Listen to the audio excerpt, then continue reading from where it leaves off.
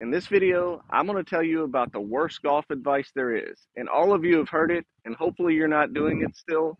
And I'm going to tell you why it's so bad and why it makes you so inconsistent. And I'm going to give you a drill that's going to make it so easy to keep it square all the way through the hitting area. So if you've ever played golf or if you've ever been a beginner, which we all have, you've been told or probably heard, hey, you're hitting it right. You're slicing it because you're not turning your hands over fast enough. Or you need to turn your hands over faster so you stop slicing it. Well, there's a huge fallacy in that because you set up with the club face square. And if we can just swing back and through and keep it square, the game's easy. But if you're rotating your hands back and forth, it's going to be really, really tough to keep the club square. Not to say you can't do that.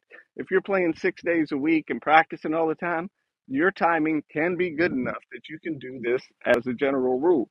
But if you don't have time to do that and you're not playing all the time, better to keep the club square anyway. So let's talk about the advice of turning your hands over quickly through impact, or when you're coming in, swinging and turning your hands over. Let's say the club's even traveling 50 miles an hour, which is the low end of what it's going to travel. So you're swinging through and you're thinking, turn the hands over when you get to the ball. Okay. So if you're doing that and the club's traveling 50 miles an hour, what's the club face square for like this long? Your timing has to be absolutely perfect to make that work.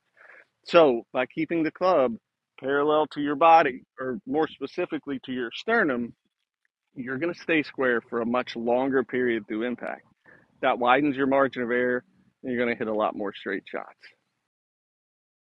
So think of square related to your body. Go back, square, through, square. Then bend down into your golf posture and try to get that same feel as you swing back and through. And before you know it, you're going to be hitting the ball way, way straighter.